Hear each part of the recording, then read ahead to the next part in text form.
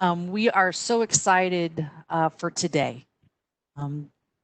The HCCT, as we lovingly call it, which is Human Capacity and Community Transformation, the efforts under this Center of Excellence have been in planning mode since the beginning of the project in late September, early October of last year.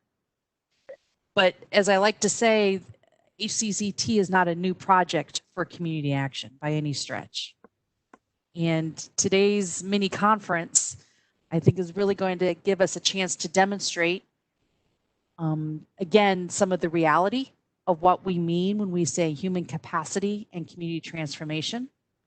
We're going to hear from leaders at the Office of Community Services and the Office of Head Start, who will be able to talk about how all of this work fits into transforming how we as a country provide services and supports to families, with the ultimate goal that families are economically secure, that they're able to provide for themselves and their families, and achieve success for however success is defined for them.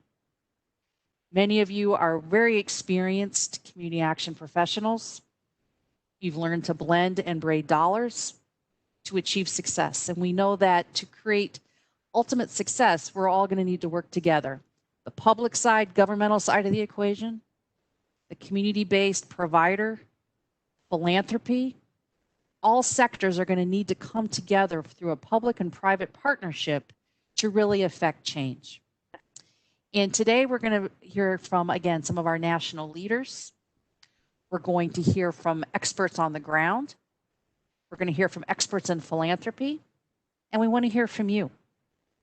Today's attendees are a mix of local agencies, state associations, state CSBG offices, other partners, and again, we're really excited to have you here today. Now, doing this virtually wasn't our first idea. We wanted to have everybody here in DC to be able to have it in person. We believe in convenings and the power of bringing good minds together. But we're thankful that you were able to join us virtually. So to make the most of the virtual conference here today, we're only going to show our PowerPoint presentations when it makes sense to do so. And sometimes when you've been on Zoom meetings or WebEx meetings, you can change the view on how you see the folks in the room. And you can look at the Brady Bunch view, right, with all the boxes. But how we're set up today, I think one of the best ways to view today's session is probably going to be either the side-by-side view or the video or the primary speaker view. And you can hover your cursor in the right-hand corner of your screen and little bubbles will pop up and you can play with those a little bit. So Lauren, I'm going to ask you to take down the slide deck so we can see people. And I'm going to turn it over here to Clarence Carter. Director Carter is the director of the Office of Family Assistance and the acting director of OCS, the Office of Community Services. And many of you have heard me introduce Clarence in the past, and it's not his first rodeo. He understands community action. He's been working in and around CSBG for many, many years.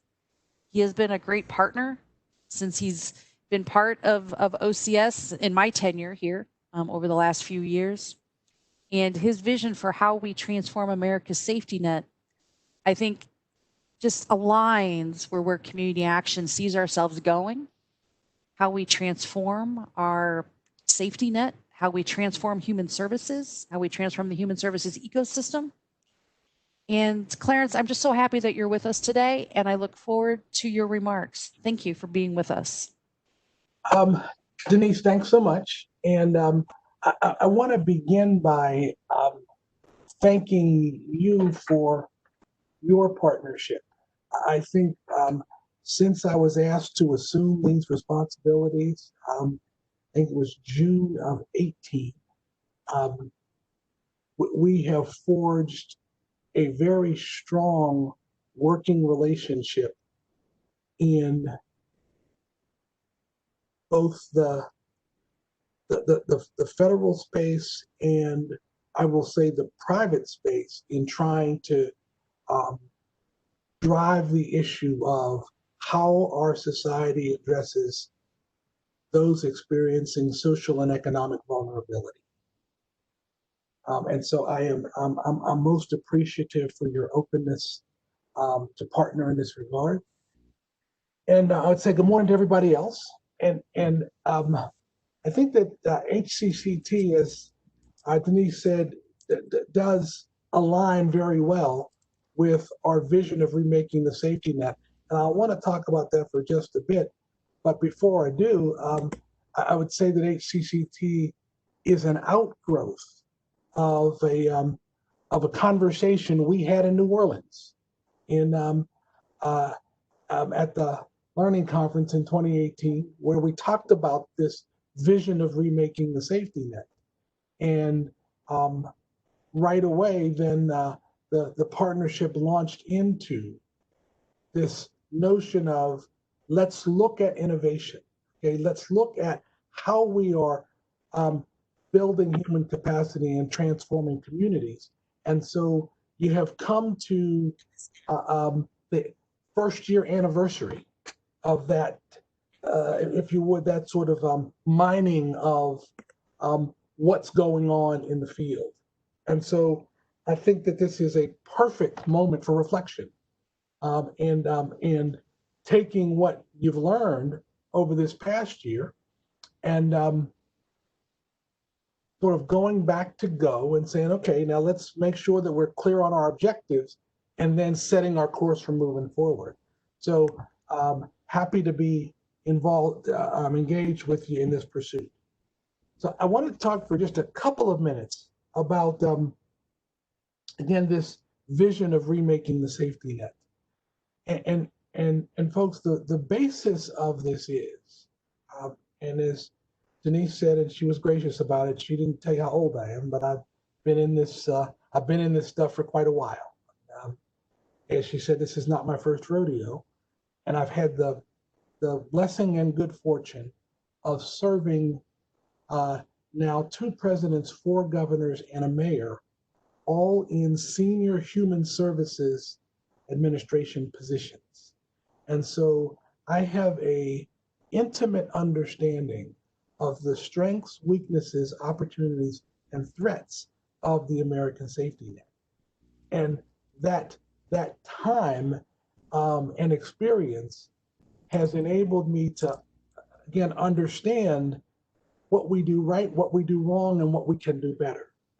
And so the basis of my critique with the safety net is that what we've done as a society, as a government, is we have designed a program for almost every aspect of the human condition.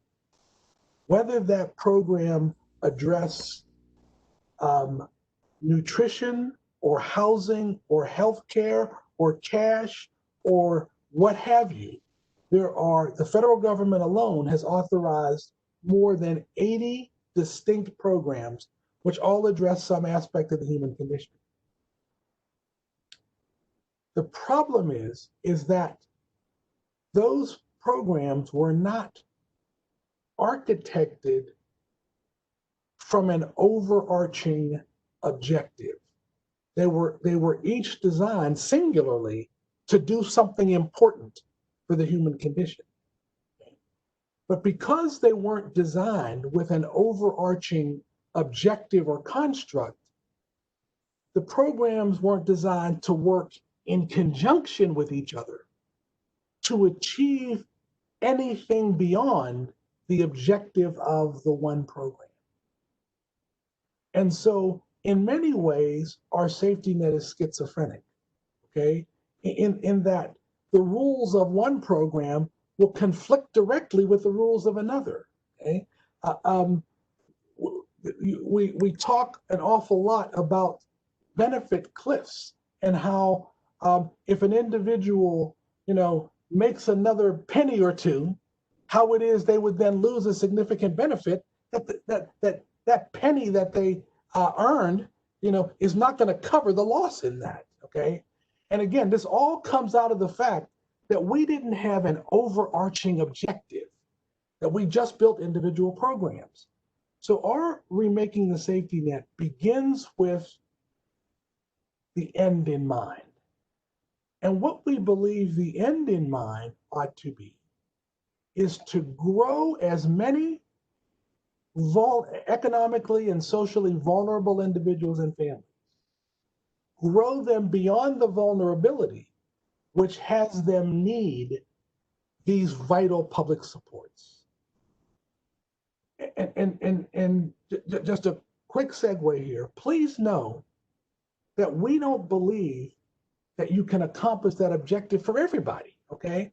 There are people in our society that for a wide range of reasons will always need some degree of public support. So this is not about the safety net going away, okay? It is about it adding an intentionality to where there are people that if we were intentional about it, we could help them grow beyond whatever is the vulnerability that has them need these supports. Okay? My argument would be that the base premise of this society, it was how can you achieve the greatest degree of freedom amongst a group of people while protecting health, safety, and commerce. And so it stands that everything ought to support that objective of freedom. Well, as our safety net is currently constructed, it doesn't support that objective. It supports the objective of people have needs, and we believe as a society, we need to address that need. So our base argument is there has to be an overarching construct. And then we believe the overarching construct ought to be to grow as many people beyond their vulnerability as possible. And so then if you say that, if you accept that that is the objective, then you ask the question, how can you align the supports to help achieve that objective? Okay? And then another important aspect of the vision is that right now, the way our system operates is it is what I call very program-centric. In that, what those of us who administer safety net programs are held accountable for is the effective administration of that thing. Not whether or not anybody gets better for it, but literally, did you check the boxes of the thing? And so we consider success of whether or not we delivered a unit of service efficiently and effectively and stayed within the rules. I kind of think that I understand and don't disagree with that premise, but I would think that if our objective was to help vulnerable people grow beyond that moment, shouldn't we begin with focusing on that individual or family? So my argument would be we have to completely invert the system.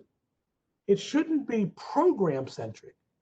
It should be person and family-centric. And once we encounter that individual or that family that needs these supports, our first objective ought to be to address the emergency need, whatever that emergency need is. Let's help to mitigate that. But as soon as we've got that Band-Aid in place, we then need to join with that individual, that family, in whatever the surgery needs to be to help them grow beyond that moment. Okay. So beginning with the person, understanding their range of needs, and then from that, bringing together an array of benefits, goods, and services in a planful way to help that individual or that family grow beyond that vulnerability. And the degree of our success needs to be how effective we were in growing the capacity of that individual or that family beyond that vulnerability. Thus, you'll hear me all the time using the term growing capacity to reduce dependency. Okay, and guys, why that, if you would, seesaw is so important for me is because we have proven that we can reduce the caseload. Okay, but we reduce the caseload by artificial means. We sanction people off. We time them off. Okay, we run out of money them off. Okay, but we don't measure growing them off, addressing whatever the range of challenges that they presented, and then addressing those, building their capacity that would then reduce the dependency on those public supports. That is that's to me the cornerstone of remaking the safety net. So when we talked about this in 2018 in New Orleans about this, there seemed to be great resonance with the network in that notion, and we have from that time to this been working on the partnership for how we're gonna go about this. And there's a new dimension of that we are working on, and I will share a little bit more of that with you later. But I just wanted to kind of set the stage here, and then I want to turn this over to a friend and a colleague who is not new to the network, but is new in this position. For I think about the past 15 years, Seth Hassett has guided the Office of Community Services block grant work with distinction. He has been committed, thoughtful, passionate, and in building the infrastructure that would support the network in its work. And so recently, Seth has assumed some new responsibilities with us, and will still have a relationship with the network in those new responsibilities. But we had the opportunity to fill his very capable shoes. And I think that we, just as with Seth, I think we struck gold in who is assuming the CSBG responsibilities. I have known Charisse Johnson since I returned to federal service. We worked together in the Healthy Marriage and Responsible Fatherhood program. And she was excellent in making that grant program achieve the objectives of a grant program in which community-based organizations address the fundamental nature of both marriage and fatherhood in our society. And then a little bit down the road, Charisse was seeking a new challenge, and so she went to our grants policy shop, and I didn't speak to her for a year when she decided to do that. But I'm speaking to her again now because when this opportunity became available, she sprinted towards it. She said, I've known community action. I understand its power and impact, and I believe that I can help with the next chapter of the journey of CSBG. And so we had the good sense to be able to engage Charisse in this position. And so this, I think, is her first public event in her new responsibility. So it's my pleasure to introduce to you our division director, Charisse Johnson. Charisse, take it away. And I sure hope I'm going to be able to live up to all of the things that you said about me. But one thing I won't struggle with, and that is the fact that I love community action. I've worked in a community action organization. I was under a great leader. We did some great stuff. That's where I received basically my formative training to be a person who's an advocate for communities, for individuals. And so I'm really excited to be here. Again, I'm Charisse Johnson, and I'm your Division Director for the Division of Community Assistance, CSBG. When Maxine first mentioned to me that she wanted me to be a part of this conversation, I was like, Maxine, I've only been here 30 days. Can I do it? And she says, yes. And so when Maxine tells you you can do something, you listen to what she's saying, and you try to follow suit with that. Because she, as well as I am, we're very committed to this work, and we really want to see change happen in the community. And we also understand remaking the safety net is a way to take us to that next place we need to be in regards to how do we help communities be stronger. And when communities are stronger, families are able to meet their needs and they're not as vulnerable. Oddly, some of the same words that Clarence used this morning as he talked about how we are forging our way forward are some of the same words that I'm going to use today when I talk about how I see this work. First of all, I want to say congratulations. It sounds like the HCCTs have done some remarkable work. What you don't know about me, but what you will learn, I am a student of implementation science. So when I heard that they had a year of planning to really think about what are the needs in the community, what conditions or situations we need to change, how are we going to wrap our head around remaking the safety net, and if you had a year to think about that and think about innovative practices, think about the human condition, this is remarkable work. I don't know if the HCCTs recognize that this is game-changing work, if I can use that. And so as Clarence was talking, he was talking about person-centered. You know, how can you be a part of community action and you're not thinking about individuals, children, and families? It just can't happen.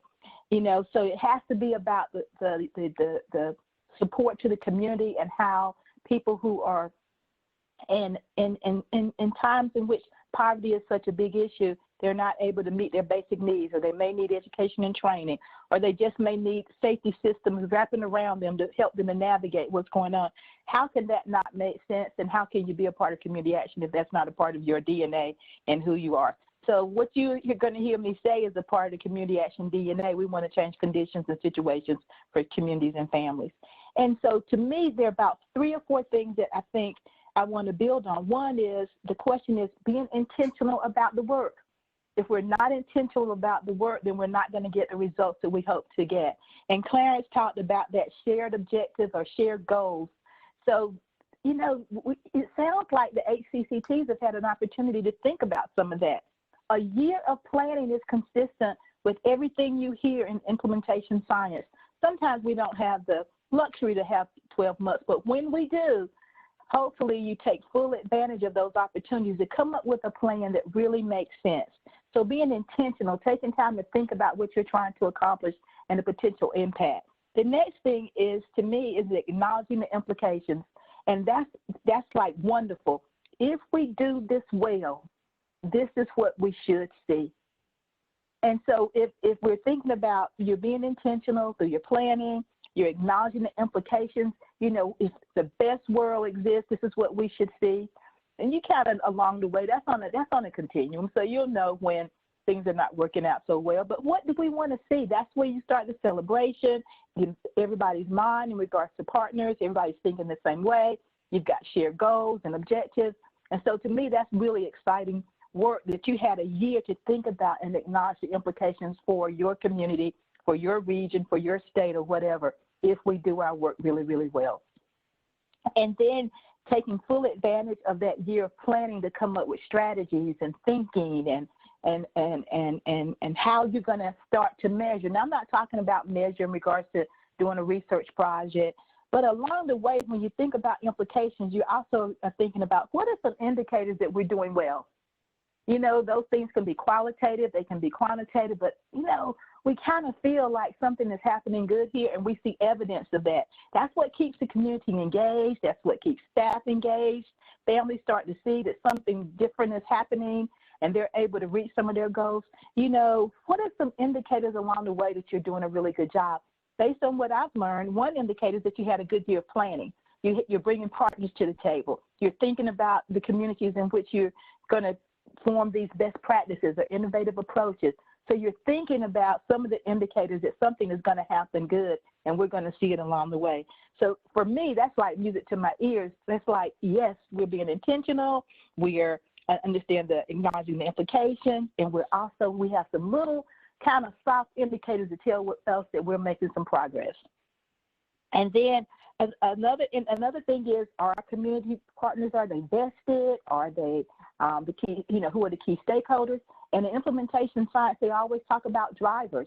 So another thing is, who are the key drivers in making this work happen and keeping us successful and our eye on the prize? Because the eye on the prize is to do exactly what Clarence talked about. We're changing or improving a condition or situation on a local level that will impact the residents and the people that we're serving. And with them in mind, to change their condition, not short term, but long term, so they feel good about who they are. They have the resources they need in order to take care of their basic needs. They have, you know, the list goes on and on and on. And so with all of those things I said regarding intentionality, acknowledging implications, you know, indicators in regard to, you know, what we hope to see, makes for a good implementation strategy and a plan. And there is some science out there that suggests that people come up with great plans, very thoughtful, inclusive, you can measure, but we don't implement well. So the challenge as we move forward is to take those great plans, that all the work you did over the last year, putting it into practice and implementing our strategies well and checking in, whether it's through training or technical assistance, when things, you know, when we hit a little bump in the road, but implement your plans well would be what I would say to the network, or what I would say to HCCTs. Check in when things don't seem to be clear with us or your TA provider, and I think we will start to see the fruit and the results of good planning, being intentional, checking in along the way, and hopefully families and individuals and communities will be stronger because of what you're developing and what you're applying. And ideally, we'll be able to replicate some of this work in a broader sense as we kind of move forward with good lessons learned, with good data. Doesn't have to be, you know, research data, but with good data to tell us that we did a pretty good job and the ways that we can improve. So I just want to say good luck to the HCCTs. It sounds like you're well on your way to doing something great. We know that communities need community action in order to kind of mobilize those places where things have gotten a little quiet, and we're here to support you. I'm here to support you. I'm committed to this work, and I think you're on a great path into improving the work that we're doing. So congratulations on your year of planning. Let's check into our year of implementation, and we'll be celebrating hopefully again face-to-face next year. So thank you again, and I'm going to turn this over to Denise to take the meeting forward. So thank you all.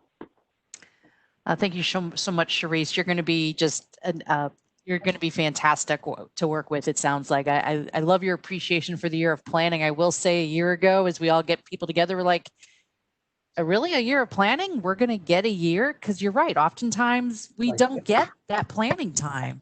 It allows you to be thoughtful and planful and think about indicators and think about strategies that work and bring the right partners to the table.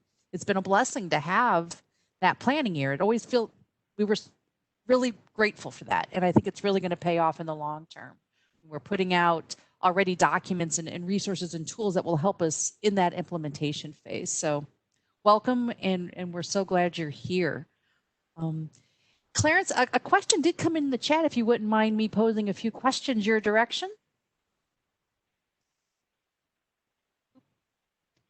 You're muted.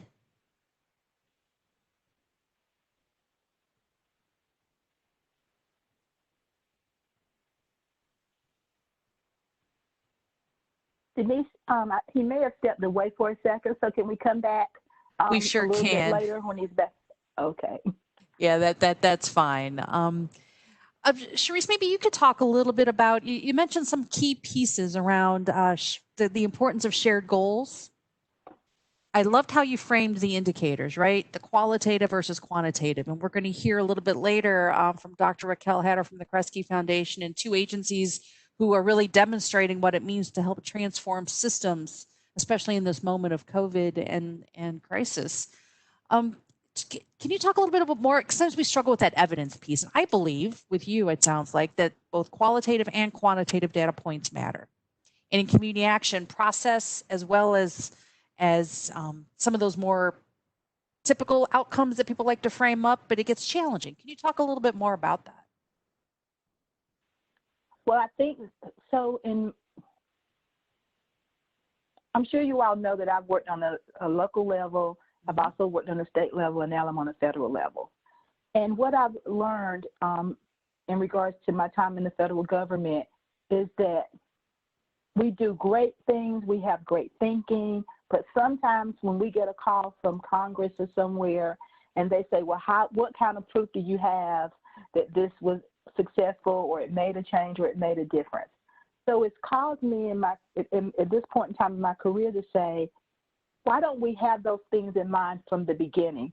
They may not be based on a research project or RCT, randomized controlled trial, but sometimes good qualitative data that's collected over time, it will tell a story. It may tell a story we've got some data gaps. It may tell a story we don't have the key people in place. It may tell a story, it tells different stories. And so when I talk about qualitative data and indicators, I'm really talking about it in a very soft way so that we can start to think about what questions do we want to ask and what data could we use to be able to answer those questions. And so sometimes, we talk about output data. Well, it's good to know how many people we serve, but it's even more informative to say we served 15 people, but let me tell you what happened. They were able to get into jobs and they stayed in those positions for a year because we followed them up. So I'm just thinking about what kind of process data that's what I was referring to, process data that will help us to tell the story. But to your point, Denise, it will cause us to ask ourselves additional questions. And so research and data is nothing that we should be afraid of. We should embrace it. Based on what I'm hearing about the HCCTs, they're creating practices that at some point in time we may want to test, but that's up to us. You know what I mean? As we kind of build and we see things that are really strong and emerging, we may want to figure out ways to test some of this stuff, because I think community action agencies have been around long enough that we all would agree we want to implement best practices to change a certain condition or situation. And if we can learn from each other on how to do that, that's where replicating stuff comes into play. So I'm not sure if I answered your question, but it just seems like this is like the best place to be at this time when we think about the needs in our communities and that we're thinking about how do we implement stuff that can make a difference. And so with that, that's what I mean by data, and that's what I'm talking about in regards to data collection and indicators. Well, we'll hear from Erin Wicks here in a moment, the project director lead for HCCT. And one of the just really fantastic things a year from now, what HCCT will do for storytelling about community action, we're going to be able to elevate probably 100+ stories across this country that community action has truly implemented and has the data and can demonstrate change in a community. And we're going to be able to elevate and push out and publish those stories. What a great opportunity for both the human services sector as a whole, because we all learn in our silos in our own communities. And we're going to be able to, I think, help the entire sector figure out what does work. And community action, if anything, we know what works. We just have to figure out how to tell that story. And this project is a key piece of that. And Denise, I just want to say one thing. Unfortunately, we're in this pandemic situation across the country. But I think what I'm hearing is that folks are taking the time to step back and say, we're in the midst of a crisis. And it has taken communities coming together in order to manage what's going on in this terrible crisis that we're in. And it seems like to me that community action agencies have been positioned to help communities recover. We will continue to be a part of the recovery strategy, and we have the history and we have initiatives like this to make it happen and make it real beyond the pandemic. So that's what is exciting to me, and I think we get to rise to the cause based on our history and who we are and how communities often view us as being change agents and catalysts in order to bring about improvements in our community. So I just wanted to add that. It's been interesting as we talk to local agencies during the pandemic, and sometimes you slip and say, when you closed your office, well, we didn't close the agency. And we've done some recent data gathering from the network, and we may have shut physical doors, but our agencies knew how to pivot. They have pivoted before. And when sometimes those first responders to a crisis go back home or go on to the next crisis, community action is there in the community. And this crisis isn't moving. This crisis is here. And so community action is really demonstrating its agileness, its nimbleness, and being able to respond. And they're having to pivot. And Clarence was talking a little bit about that need for, there'll always be people who need emergency services, right? And in this moment in time, that pool of people needing emergency assistance is greater than ever. So we do look forward to post-pandemic, but we're solid that we know community action is here during the pandemic. I see Clarence may have still stepped away, so I see the question in the chat, so thank you for the person who submitted it. But Charisse, we'll wait for him to come back. No, and then I'm back, please. Fantastic. All right. Can I pose a question to you, Clarence, that You came can. in? Excellent. And I think it goes to what you were saying about the benefit cliff. I think you're and I've heard folks from ACF talk about the benefit cliff, and everyone's strategizing about how to fix some of these. You make $5 too much and you're out of luck, right? Mm-hmm. And in CSBG, right? We have the 125%, and we know during ARA, 12 years ago, and here we are today during COVID, we're seeing the opportunity to go to 200%. Now we know from an ease of service provision and accountability that adds flexibility, but my guess is that also feeds into somewhat of your vision of managing a benefit cliff for a family. You want to talk a little bit about your perspective on some of that? Sure. So again, if you back out and think of this as a comprehensive objective to grow the capacity of that individual or family that results in the reduction of their dependency, then you need, and then you do that from a person-centric perspective, then what you need to do is see, okay, how can we achieve collectively as we grow capacity? And there's needs to be a gradual slope in benefits, goods, and services that are commensurate with the increase of capacity, so that it creates a slope towards sustainable independence and not the cliffs of individual programs. So right now, you have that eligibility by individual program, not from the perspective of this whole and connected family and trying to get them from point A to point B. So my argument would be is that if that became our objective, we would then have to look at a reduction in benefits as I said, more of a slope as you built capacity. So that one, it could incentivize an individual or a family to be a part of this journey to grow their capacity. Right now, our system disincentivizes it, okay? By saying to you, let's just say you go to work and you work diligently and your employer says, I want to give you a $3 an hour raise in your job because you're doing really good work. Well, the truth is, if that $3 an hour raise is going to compromise $12 an hour worth of benefits, It's simply not a cost-benefit analysis that any sane person would make. So we literally create a disincentive to not progress.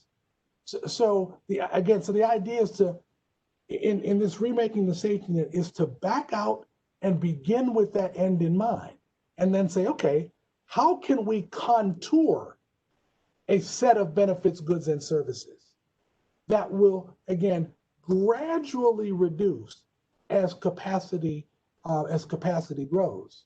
So that's kind of what I mean by that. And right now, we probably have a window to demonstrate some of that with that increase to 200% to demonstrate that we can put that undergirding perhaps along a family's path as they navigate this current moment in time. Exactly. Yes. I'll leave it there. Another question has come in, and I know how much you love talking about Roma. But and Barbara Mooney will have me for that. But I also, what matters about Roma, and it's too oftentimes seen as just a data gathering piece, which is not. The data gathering piece is a piece of it, but it's all about what you're talking about, outcomes for families. Right. And as we've modernized our training curriculum, and we call it Roma, but what it is all about is results orientation. It's all about focusing on outcomes for families. And it sounds like, and the questioner is saying, and you talked about we track when people, we accidentally in some ways kick them off, get them off programs rather than intentionally growing their capacity. Right. And it sounds like those two things align in terms of focusing on growing someone's capacity, as well as focusing on outcomes in terms of an performance management and performance measurement system. Anything you'd want to talk about to that? Yeah. I do think that we have done a really strong job in building an accountability mechanism in Roma. Okay, I've seen that almost from its inception to where it is now, and it is a very strong accountability tool. My argument would be that it emphasizes, the tools emphasize more the compliance with the rules as opposed to that capacity building emphasis. And so my desire and my discussions with Charisse early on has been, we absolutely don't want to take 1 ounce of a retreat from an accountability mechanism. But what we want to do is we want to both account for the widget, but also account for the growth and capacity of those that we serve. That needs to be an equal emphasis in the mechanism. Okay, and I know that I know the reason that it tilts significantly towards the compliance piece, because it grew out of external noise that said, we don't know what that thing does. Okay, and so the idea of Roma was to be able to tell what it does. Okay, so it tells the story very well about how we account for those investments. But the story I feel like we also want to tell is how those investments strengthen our country by strengthening the people that it serves. So those things are not mutually exclusive. There's no reason that we can't do both of those together. And that's where we're going to be driving in Roma, to balance those things out. And I think the network has really embraced a lot of the changes, and we know some of the structure gets a little clunky here or there, but the opportunity to tell this community level story and capacity change, and as the questioner framed it around a strategic thinking model, is still where we're at. And that's where the human services sector needs to be. And I think in the 90s, we leapfrogged ahead as the community action network in the outcomes movement. And we've leapfrogged again in terms of some of this strategic thinking. So we appreciate that. Sure, sure.